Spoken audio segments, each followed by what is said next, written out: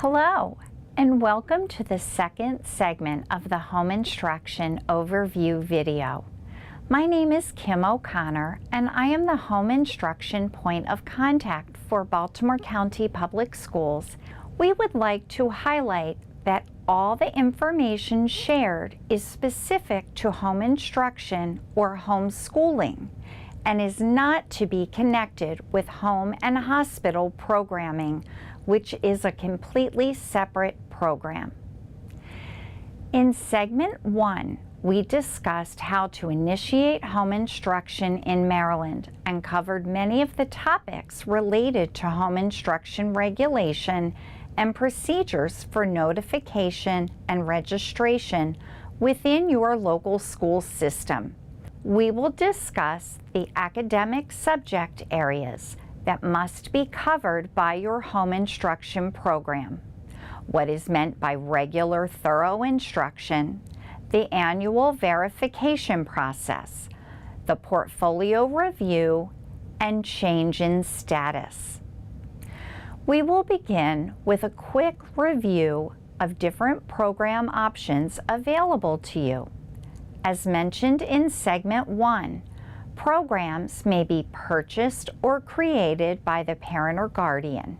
However, no materials are provided, recommended, approved, or subsidized by your local school system or the Maryland State Department of Education, also known as MSDE. A major point of consideration when selecting a home instruction program is remembering the subjects that must be taught.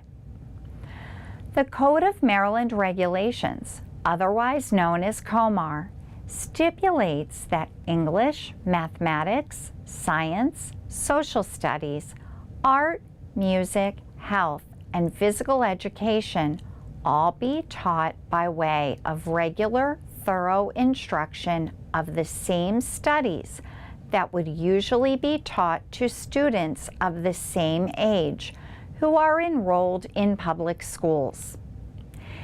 If you have selected an online program, the program does not override the course requirements in COMAR. If home instruction is provided through an online program and is supervised by the local school system, the parent and/or the student must be able to access the online program and the documentation that tracks the student's regular participation in each required course.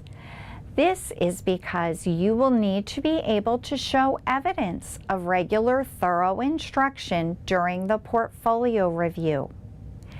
If the online program does not align to COMAR's required courses, the parent or guardian must supplement it with any missing subject areas. For example, if an online program only allows the student to enroll in 1 or 2 courses at a time, the parent or guardian must supplement any missing coursework in order to meet COMAR requirements. During the portfolio review, you may be asked to share information about the course participation and provide student work samples. Home instruction needs to take place on a regular basis during the school year and be of sufficient duration to implement the instructional program. This means that you may utilize flexible scheduling as long as the instruction takes place regularly and is of sufficient duration to implement the required program of courses. For students who are under the supervision of the local school system, COMAR requires portfolio reviews. The portfolio review may occur at the conclusion of each semester of the local school system. For example, Semester 1 reviews are generally held in the early winter and Semester 2 reviews are held in the spring. For students under the supervision of an MSDE-approved non-public school or entity, the portfolio review process is outlined in COMAR. A portfolio is an organized collection of student work. The portfolio is maintained by the parent or guardian in order to demonstrate that the student is receiving regular, thorough instruction per Maryland regulation. A portfolio includes relevant materials such as instructional materials, reading materials, examples of the student's writings, worksheets, workbooks, creative materials, and tests. As a reminder, if you are utilizing an online program under review of the local school system, during the portfolio review, you may be asked to share documentation about the course or courses completed, as well as student work samples. Be sure that you have a way to access and produce those portions that have been completed during the semester, or, as an alternative, print as you go.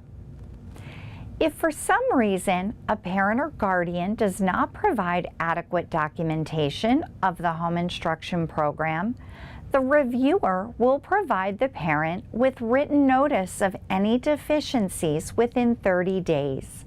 A subsequent meeting will be scheduled to review any corrections. Another home instruction procedure that takes place each year is known as annual verification. COMAR defines annual verification as annually thereafter, before the beginning of the school year, a parent or guardian shall verify the continuation of homeschooling for his or her child with the local school system or with the MSDE-approved supervising non-public school or entity described in regulation.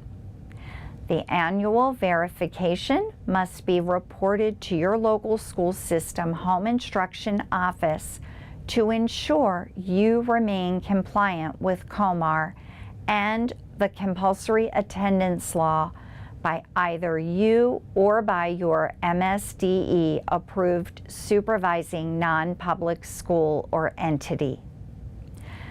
Lastly, COMAR requires that any change in status be reported. If you are supervised by your local school system, you must notify the point of contact in your home instruction office for the umbrella who will communicate your change of status with the local school system. A change in status includes enrolling in a school, moving to a new address, or switching to a different supervising entity. Again, it is the responsibility of the parent or guardian to execute the change in status notification. Parents or guardians retain the right to enroll or re-enroll their student in school at any time. It is important to note that the decisions regarding grade placement and credits in the public school are at the discretion of the local school superintendent or designee, who evaluates and determines the placement of the child. This evaluation may include the administration of standardized tests, examinations, and interviews with the child. In other words, the credits and grades assigned by the home instruction entity or parent may or may not be accepted by the local school system for grade placement or credit without testing, exams, and/or interviews. This concludes segment 2.